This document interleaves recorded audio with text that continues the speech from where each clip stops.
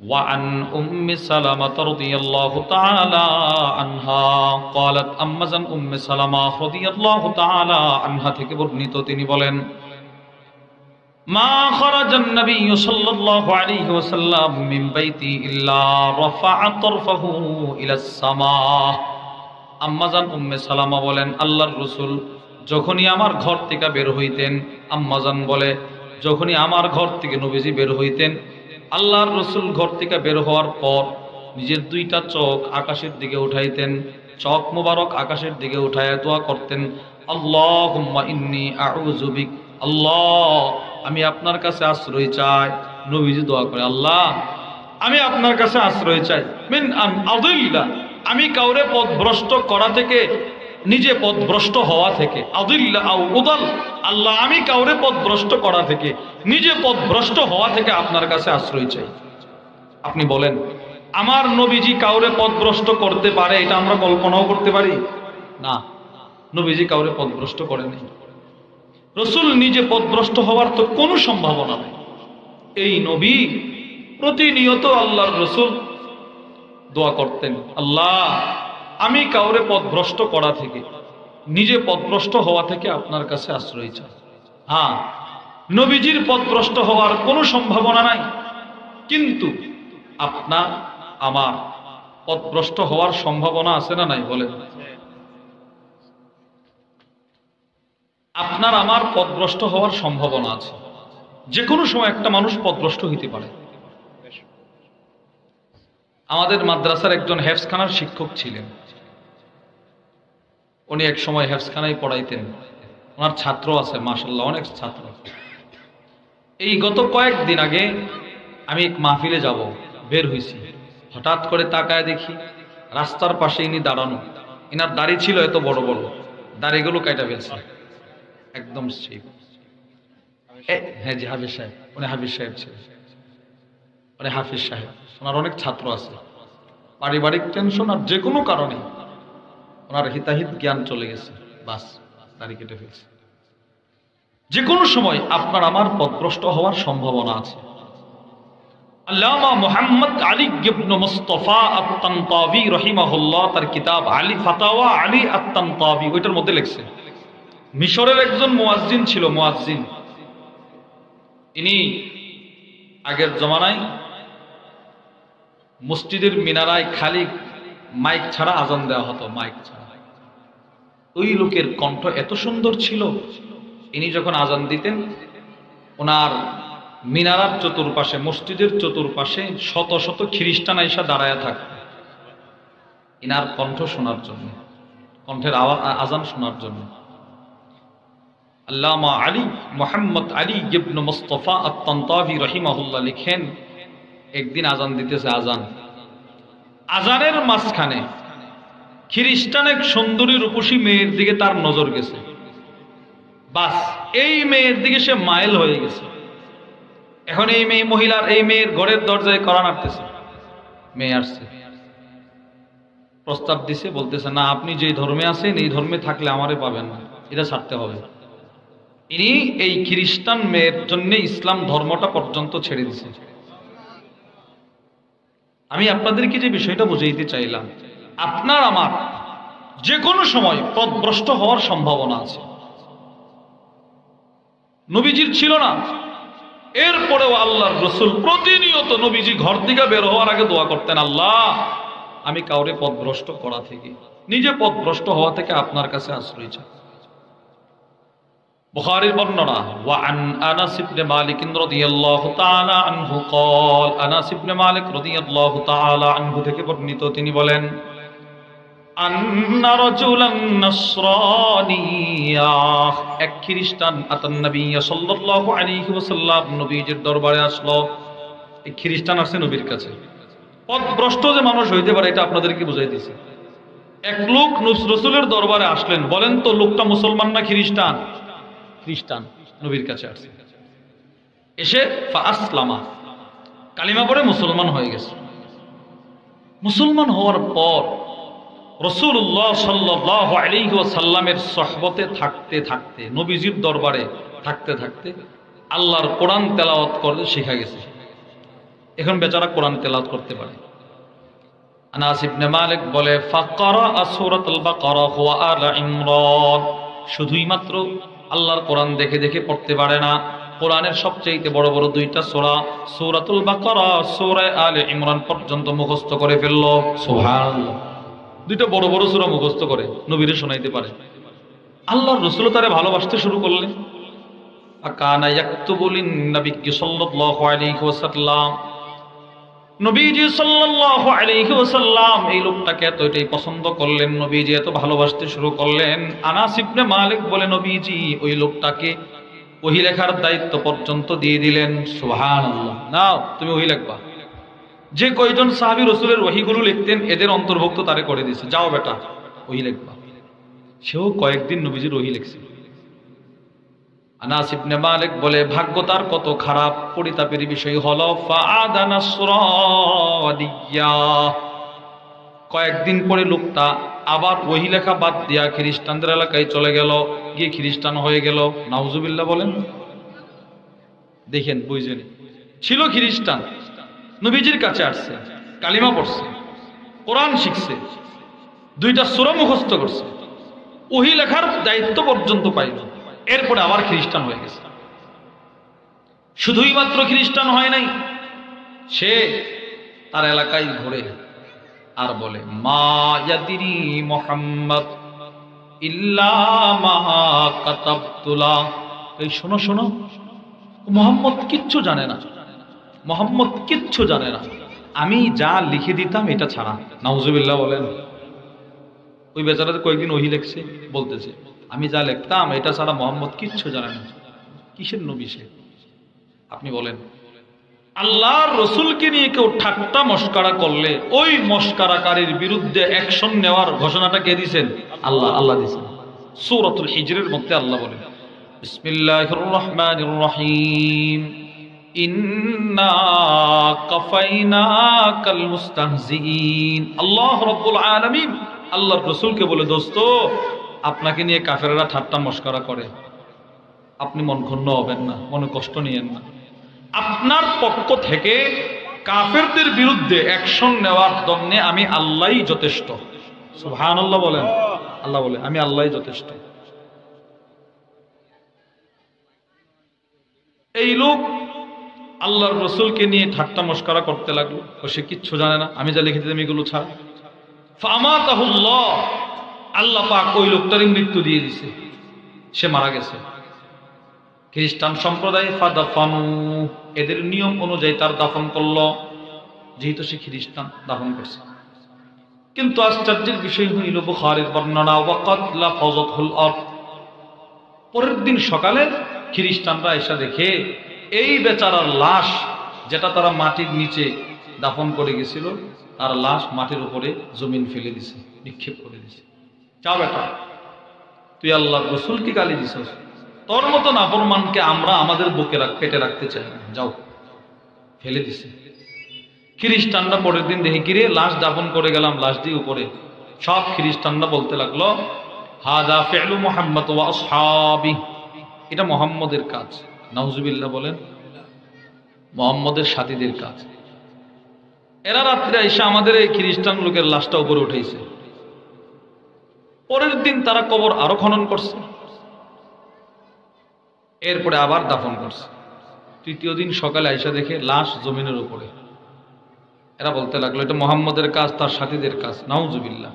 আবার দাফন করছে। তৃতীয় দিন আইসা দেখে লাশ মাটির উপর, আবার দাফন করছে। চতুর্থ দিন আইসা দেখে লাশ মাটির উপর। ওই লোক যে নবীরে গালমন্দ করত। এবার সব খ্রিস্টানরা বলতে লাগলো না, এটা মুহাম্মদের কাজ নয়, এটা কোনো মানুষের কাজ হতে পারে না, নিশ্চিত এটা সে যে মুহাম্মদকে নিয়ে ঠাট্টা মস্করা করত, মুহাম্মদের পক্ষ থেকে তার রবের প্রতিশোধ, এটা তার রব এই কাজগুলো করতেছে। আমি আপনাদেরকে যে বিষয়টা বোঝাইতে চাইলাম, বলেন তো এই লোকটা কি খ্রিস্টানই সবসময় ছিল না মাঝখানে মুসলমানও ছিল? এবার মুসলমান হওয়ার পরে কোরআন পড়তে জানে, দুইটা সূরা মুখস্থ করলো, আবার ওহী লেখার দায়িত্ব পর্যন্ত পালন করছে। এই লোকও পথভ্রষ্ট হয়েছে।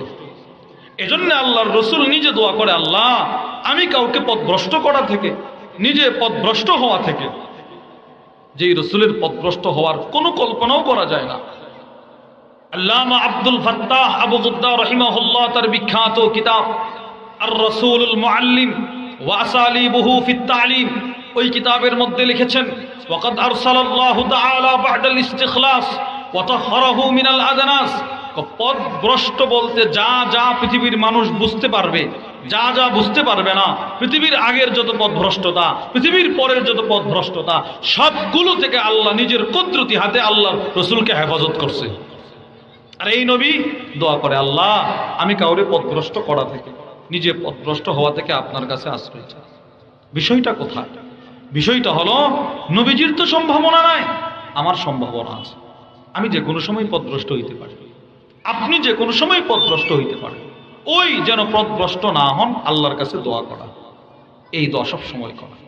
তো আম্মাজান উম্মে সালামা বলেন, আল্লাহর রাসূল আমার ঘর থেকে বের হওয়ার সাথে সাথে এই দোয়াটা পড়তেন। দোয়ার প্রথম অংশ আমি কাউরে পথভ্রষ্ট করা থেকে, নিজে পথভ্রষ্ট হওয়া থেকে। দোয়ার দ্বিতীয় অংশ আল্লাহুম্মা ইন্নী আউযু বিকা মিন আন আযলিম আও উযলাম। আল্লাহ আমি কারো উপরে জুলুম করা থেকে, নিজে মাজলুম হওয়া থেকে আপনার কাছে আশ্রয় চাই।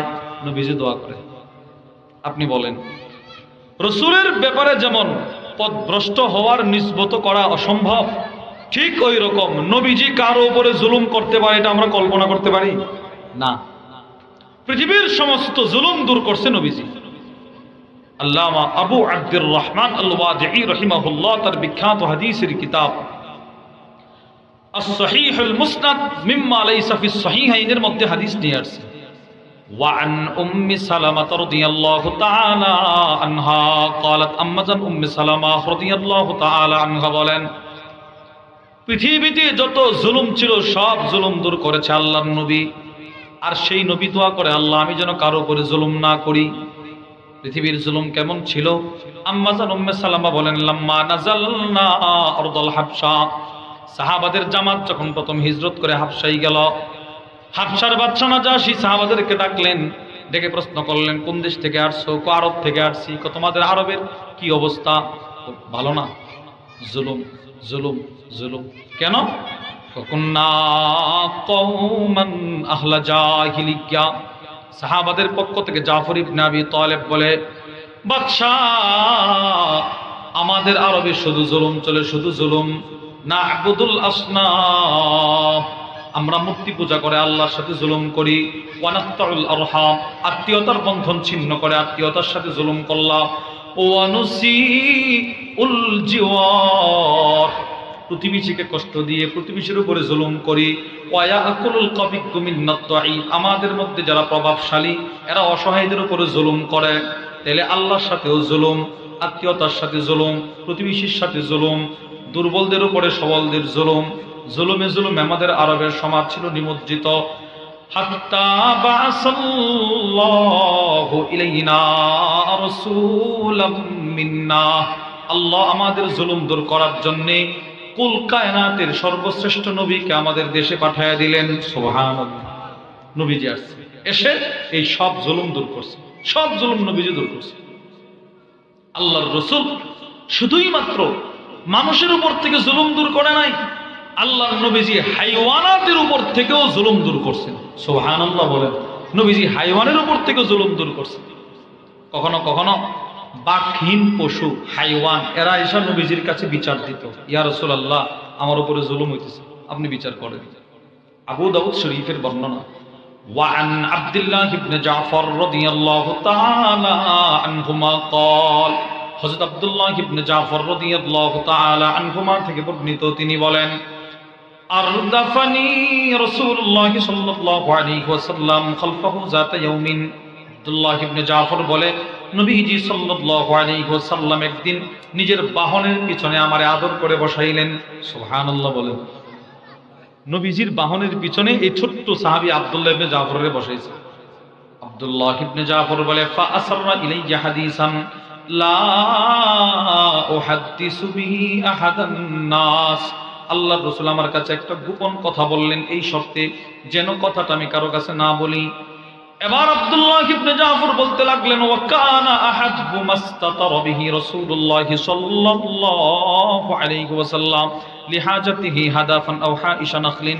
আব্দুল্লাহ ইবনে জাফর বলেন, আল্লাহর নবীর একটা স্বভাব ছিল, আল্লাহর রাসূল যেখানে সেখানে ইস্তেনজা করতেন না। নবীজি ইস্তেনজার জন্য দুইটা জায়গা বড় পছন্দ করতেন। এক নাম্বার উঁচু জায়গা, উঁচু ভূমি।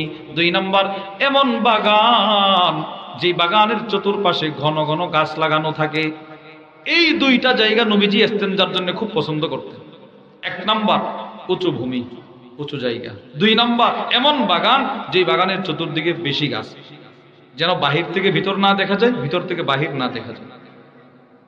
আল্লাহর রাসূল মানুষের সামনে ইস্তেনজা করতেন না। আমরা তো বাজারে মানুষ চলাফেরা করে, এই পাশে এক জায়গায় বসে ইস্তেনজা শুরু করে না, এটা হায়া কম, এটার প্রমাণ। আল্লাহ আবু দাউদ শরীফের 1, 2, 3 এই হাদিসগুলো আপনি খুললে দেখবেন আছে। কানা রাসূলুল্লাহ সাল্লাল্লাহু আলাইহি ওয়াসাল্লাম ইযা আরাদাল বারাস ইনতালাকা হাত্তা লা ইয়ারাহু আহাদ। নবীজি যখন ইস্তেনজার ইচ্ছে পোষণ করতেন, নবীজি হাঁটতে থাকতেন, হাঁটতে হাঁটতে হাঁটতে হাঁটতে এত দূরে হেঁটে হেঁটে চলে যাইতেন, যাদের সাথে রাসূল এতক্ষণ ছিল এরা কেউ নবীরে দুই চোখে দেখতেই পারত না, এত দূরে নবীজি চলে যাইতেন। আব্দুল্লাহ ইবনে জাফর বলে, আল্লাহর নবী ইস্তেনজা করবে, দুইটা জায়গায় পছন্দ খুঁজে পাচ্ছে না। ফাদাখালা হাইতান লিরাজুলিল আনসার। নবীজি সাল্লাল্লাহু আলাইহি ওয়াসাল্লাম এক আনসার সাহাবী বাগানে প্রবেশ করলেন ইস্তেনজা করার জন্য। ফাইদা জামাল, ওই বাগানের ভিতর একটা উট ছিল, বাঁধা উট, একটা উট বাঁধা, উটটা বাঁধা। ফালাম্মা রাআন নবী সাল্লাল্লাহু আলাইহি ওয়াসাল্লাম, উটটা বাঁধা অবস্থায় যেই মাত্র আল্লাহর নবীকে দেখে ফেলল, হান্না ওয়া দারাফাত আইনা, উটটা নবীজির দেখা কান্না শুরু করে দিল, উটের দুইটা চোখ দিয়ে পানি গড়ায় গড়ায় পড়তে লাগলো। আব্দুল্লাহ ইবনে জাফর বলেন, ফালাম্মা আতাহুন নবী সাল্লাল্লাহু আলাইহি ওয়াসাল্লাম, নবীজি সাল্লাল্লাহু আলাইহি ওয়াসাল্লাম একটা দৌড় দিয়ে উটটার কাছে চলে গেলেন, গিয়ে ফামাসাহা যিফরা, উটের দুইটা কানের পিছনের হাড়, জিফরা বলা হয় কানের পিছনের নরম হাড়, ওই হাড়ে গিয়ে নবীজি দুইটা হাত দিয়ে উটটাকে আদর করতে লাগলেন। সুবহানাল্লাহ বলেন, এইভাবে আদর করতেছে, আদর করতেছে। আব্দুল্লাহ ইবনে জাফর বলে, আল্লাহর নবীর বরকতে হাতটা যখন উটের কানে লাগলো, ফাসাকাতা, উটের কান্না বন্ধ হয়ে গেল। সুবহানাল্লাহ, উট আর কাঁদে না, শেষ, তার কান্দা শেষ। কতক্ষণ রাসূল নীরব থাকলেন, অল্প কিছুক্ষণ পর নবীজির চেহারা লাল হয়ে গেছে। আল্লাহ রাসূল প্রশ্ন করলেন, লিমান হাযাল জামাল, এই উটটি কার রে? এই উটের মালিক কে? কে উটের মালিক? ফাজা ফাতাম মিনাল আনসার, এক আনসার সাহাবী রাসূলুল্লাহ সাল্লাল্লাহু আলাইহি ওয়াসাল্লামের কাছে দৌড়ায় আসছে, যুবক সাহাবী এসে বলে, ইয়া রাসূলুল্লাহ লি, উটটা আমার। নবীজি একটা ধমক দিয়ে বলে, আফালা তাত্তাকিল্লাহ ফি হাদিহিল বাহিমা, এই বেটা, চতুষ্পদ জন্তুর ব্যাপারে আল্লাহরে ভয় করো না কেন? আল্লাহরে ভয় করো না কেন? যেমনে মন সেমনে চালাও উটগুলো রে। ইয়া রাসূলুল্লাহ, কি করছি আমি? এবার নবীজি কি বলে দেখেন, কফা ইন্নাহু শাকা ইলাইয়া, এই উট তোমার বিরুদ্ধে আমার কাছে নালিশ করছে, আন্নাকা তুজিহু ওয়া তুতইবু, তুমি নাকি উটটারে খাবার কম দিতেছো আর এটার দিয়ে কাজ বেশি নিতেছো। ব্যাপারটা কি? তুমি তো এটার উপর জুলুম করতেছো বেটা। এই উট আমার কাছে বলছে, ইয়া রাসূলুল্লাহ, এই সাহাবীর এই বাগানের যত পানি শেষ সব আমি দিছি, এখন আমি দুর্বল, আমার বয়স হয়েছে, সে আমার আগের মতোই কাজ করে, আমার খাবার দেয় না, এটা আমার উপরে জুলুম। সুবহানাল্লাহ বলেন। দেখেন নবীজি হাইওয়ানের উপর থেকেও জুলুম দূর করছে। মুসলিম শরীফের বর্ণনা, ওয়ান জাবির ইবনে আব্দুল্লাহ রাদিয়াল্লাহু তাআলা আনহুমা ক্বাল, হযরত জাবির ইবনে আব্দুল্লাহ রাদিয়াল্লাহু তাআলা আনহুমা থেকে বর্ণিত, তিনি বলেন, মাররা আলাইহি হিমার, আল্লাহর রাসূল একদিন বসা, নবীজির সামনে একটা গাধা হেঁটে হেঁটে চলে যায়, ওয়াকাদ উসিমা ফি ওয়াজিহি, গাধাটার চেহারার মধ্যে লোহার দাগ, কেমন যেন মালিক লোহা গরম করে গাধার চেহারা একটা দাগ দিয়ে রাখছে, দাগ। নাউজুবিল্লাহ বলেন। দেখবেন আমাদের দেশে কুরবানির পশুর হাট যখন বসে, বড় বড় গরু বলেন আর মহিষ বলেন, এদের পিঠের মধ্যে নম্বর বসানো থাকে, দেখছেন আপনারা? নম্বর বসানো থাকে, লোহা গরম করে দূর থেকে নাম্বার, অনেক এখন আবার রং দিয়ে দেয়, কিন্তু আমরা দেখছি এই লোহা গরম করে করে চাপ দেয়, পশুটার পশম পড়ে যান, চামড়াটা পড়ে যান, লাল গোশতটা বের হয়ে যায় এরকম। এটা জুলুম। বলেন এটা কি? আপনারা বলেন এটা কি? জুলুম।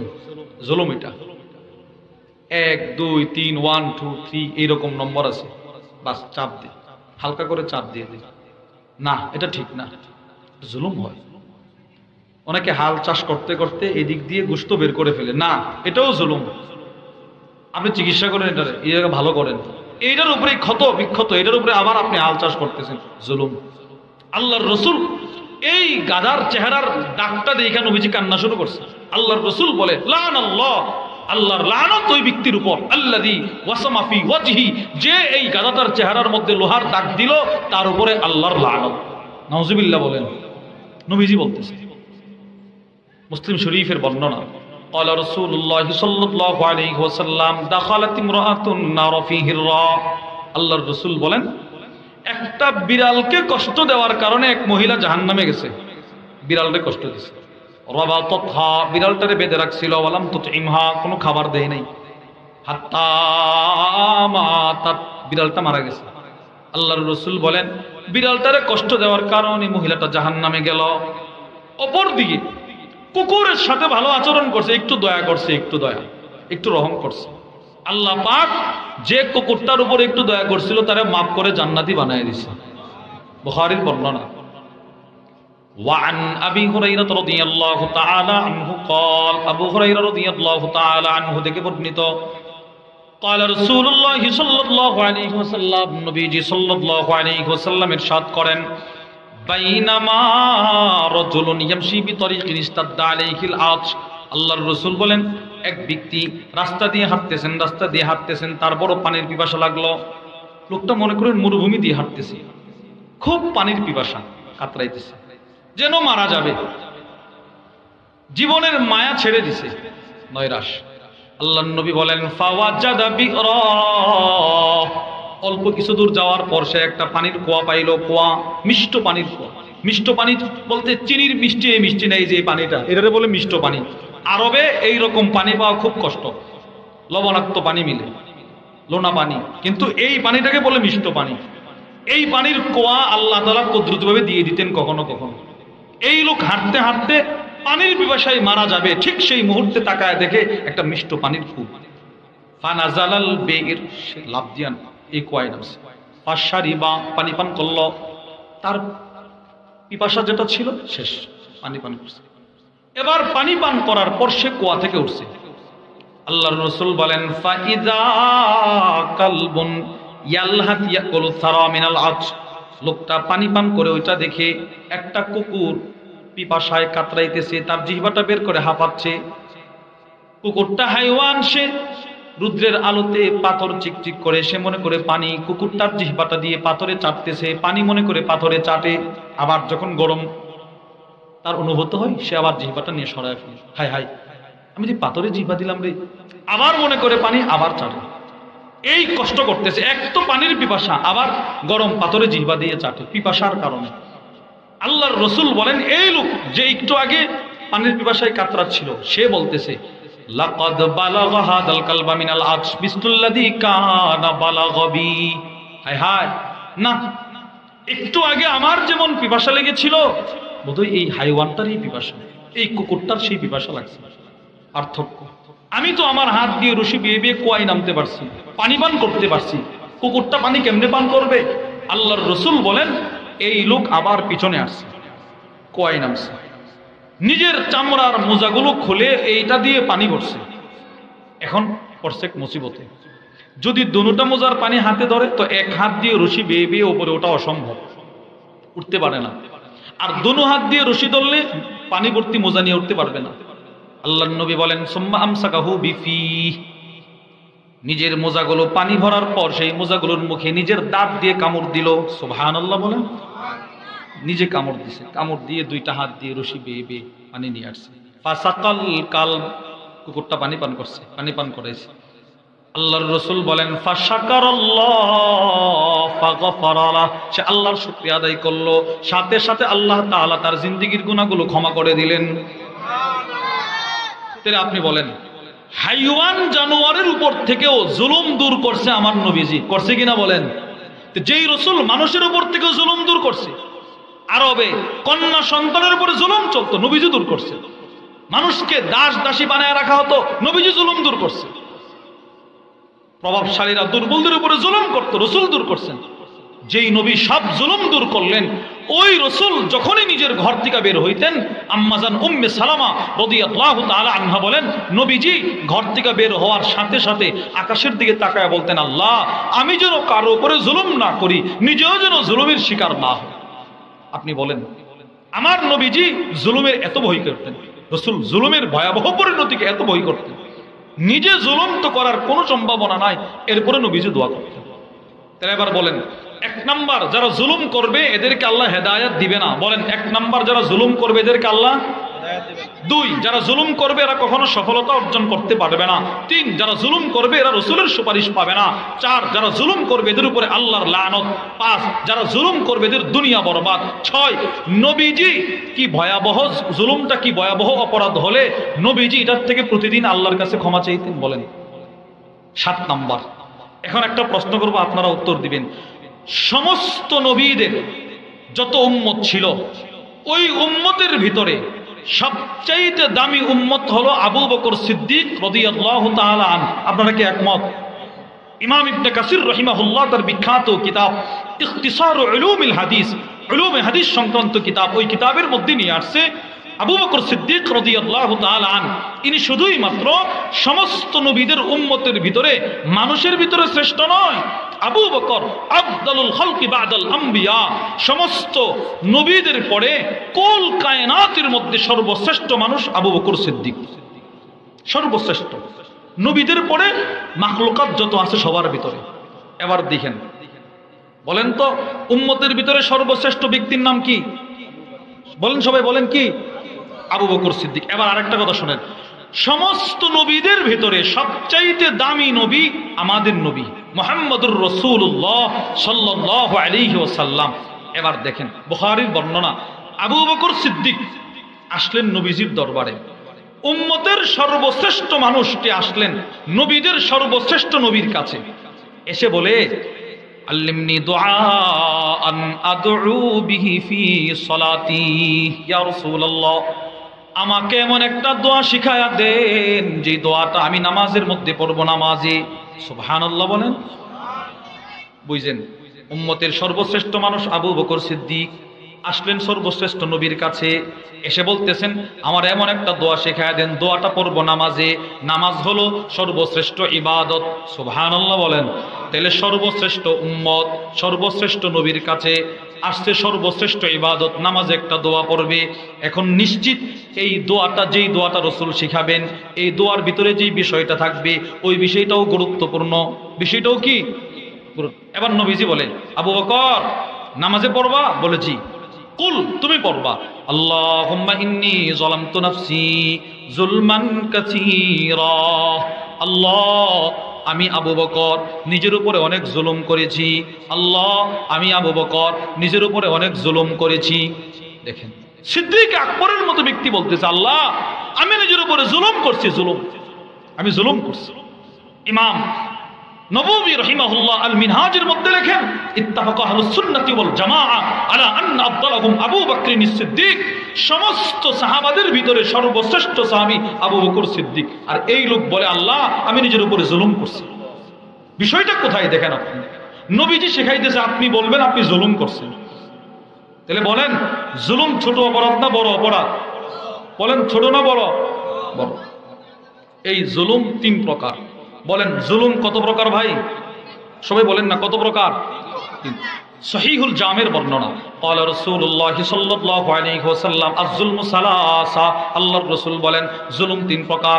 ফাযুলমুন লা ইয়াগফিরুহুল্লাহ, এক প্রকারের জুলুম, যে জুলুম কেউ যদি করে আল্লাহ তাকে ক্ষমা করবে না, সেটা হলো বহুবা শিরিক, সেটা হলো শিরিক করা।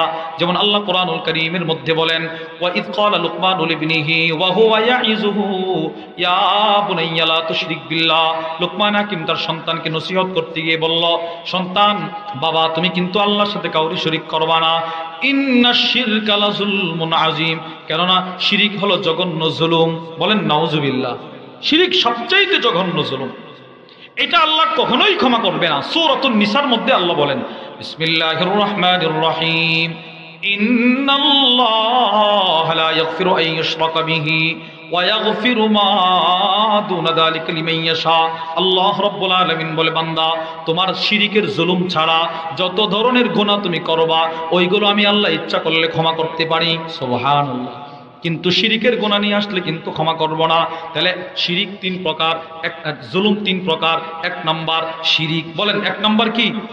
এক নাম্বার এমন জুলুম যেটা আল্লাহ কখনোই ক্ষমা করবে না, সেটা হলো জুলুম। সেটি কি ভাই?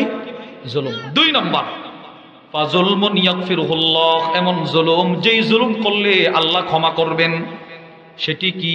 সেটি হলো সূরাতুন নিসার মধ্যে আল্লাহ বলেন, বিসমিল্লাহির রাহমানির রহিম, ومن يعمل سوءا أو يظلم نفسه ثم يستغفر الله يجد الله غفورا رحيما। আল্লাহ রাব্বুল আলামিন বলে, আমার যে বান্দা, আমার যে বান্দি খারাপ কাজ করলো, গুনাহ করে ফেললো, গুনাহের মাধ্যমে নিজের উপরে জুলুম করলো, বয়স তার 60 বছর, 50 বছর পর্যন্ত, 40 বছর পর্যন্ত সে নামাজ পড়ে নাই। এখন ওই বান্দাটা যদি আমি আল্লাহর কাছে খাস দিলে তওবা করতে পারে, যদি তার জুলুমের উপর অনুতপ্ত হয়, আমি আল্লাহর কাছে ক্ষমা চাইতে পারে, আমি আল্লাহ তাআলা তার গুনাহগুলো ক্ষমা করে দিব। সুবহানাল্লাহ। আল্লাহ ক্ষমা করে দিবেন। এক আজীব কথা নিয়ে আসছে শাইখুল ইসলাম সানি ইমামে রব্বানি আল্লামা ইমাম ইবনুল কাইয়িম আল জাওজিয়্যি রাহিমাহুল্লাহ, তার বিখ্যাত কিতাব আল ওয়াবিলুস সাইয়্যিব ওয়া রাফিউল কালিমিত তাইয়্যিব, ওই কিতাবের মধ্যে হযরত লেখেন, বান্দার অনেক গুনাহ এমন আছে যেই গুনাহগুলোর কারণে সে বড় জান্নাতের মালিক হয়ে যায়। আমি কি কিরে কি বললো রে, বিষয়টা তো বুঝলাম না। পরে উনি দৃষ্টান্ত দিছে। তিনি বলেন, কোন বান্দা নফসের কুমন্ত্রণায় পড়ে, শয়তানের কুমন্ত্রণায় পড়ে একটা গুনাহ করছে, গুনাহটা করার পরে তার অন্তরে একটা ধাক্কা লাগছে, কি করলাম রে আমি, এত বড় জঘন্য গুনাহটা আমি করে ফেললাম।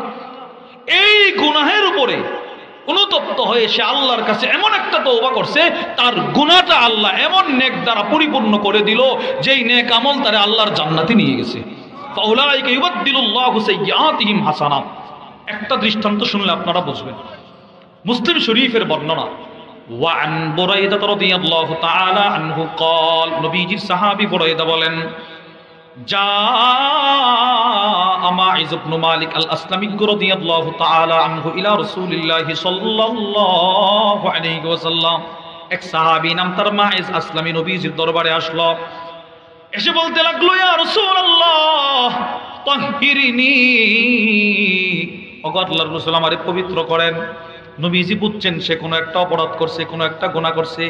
আল্লাহর রাসূল বুঝেও না বোঝার ভান করতে গিয়ে বলতে লাগলেন, এই বেটা, কিসের থেকে তোমারে পবিত্র করব, যাও আল্লাহর কাছে ক্ষমা চাও, ওয়াস্তাগফিরিল্লাহ ওয়া তুব ইলাইহি, আল্লাহর কাছে ক্ষমা চাও, আল্লাহর কাছে তওবা করো, আল্লাহ ক্ষমা করে দিবেন। সাহাবী নবীজির ধমক খায় রাসূলের দরবার থেকে বের হয়ে গেল। ফারাজা গায়রা বাঈদিন সুম্মা জাআ, অল্প কিছু দূর যাওয়ার পর সাহাবী আবার দৌড়ে নবীজির দরবারে আসলো, এসে বলতে লাগলো, ইয়া রাসূলুল্লাহ তাহহিরিনি, আমাকে পবিত্র করেন।